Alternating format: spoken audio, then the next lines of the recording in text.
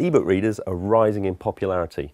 Now, according to Amazon in the US, sales of e-books are outselling those of hardback books and starting to outstrip sales of paperback books as well. Now, it's easy to see the attraction of an e-book reader. They're small, light and compact. In fact, as light as a paperback and as slim as a magazine. So, instead of all those books groaning on your shelves at home, it's one simple e-book reader. And instead of agonising over which books to take on holiday, it's just slip the e-book reader in your bag. Now, what makes a good e-book reader and what makes a bad e-book reader? And how do they fare against tablet computers and smartphones? Well, that's why we're here at the Which Lab, to find out a bit more. Now, here at Which, we test dozens of e-book readers every year. Now, that includes smartphones like this and tablet computers too. But whatever we test, we do to the same strict test program. Now, this is a comparative test program as well. Now, what that means is this isn't one person's subjective personal opinion. This is a strict objective test based on all the same protocol. Now, to ensure continuity between tests, we use the same benchmark models as well. And as we go through the year, we'll probably test just about every e-book reader and smartphone app on the market.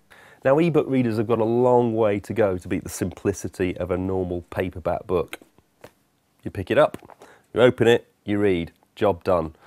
What about e-book readers and how do we test those? Well, we used a scenario-based approach, looking at e-books from slightly different angles. First one would be, what's it like straight out of the box? Is it easy to use from the word go? What are the instructions like? What is it like just to simply turn on and get reading? Is it as easy as picking up a book and opening the page?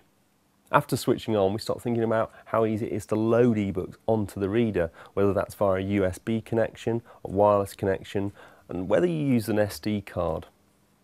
So for everyday use of ebook readers, we'll be looking at things like how easy it is to turn the page. Is there a lag between page turns? What are the controls like to use? Are they well placed? Other things like font size. One of the great things about ebook readers is you can change the size of the font. Are there enough font sizes? We count up how many. We count how readable they are when they're large and when they're small. And reflowing text. Now, this is a really important feature. Lots of ebooks are actually free PDFs, and they don't necessarily work in the same way. Now, a good ebook reader will reformat that text, whatever size you choose, so it fits neatly on the screen. One without reflow means there's lots of gaps in the paragraphs, gaps in sentences, making it a little bit more difficult to read. Now, as well as ease of use, we'll also look at different features of ebook readers, such as, can you play back audio? Can you listen to audio whilst reading books, for instance? Can you charge your ebook reader via the computer or via the mains as well? For dedicated ebook readers, battery life isn't much of an issue, but if you need to charge it with a computer as well, then suddenly that becomes a little bit problematical. Also, other things like some come with stylus pens, which you can actually annotate the books.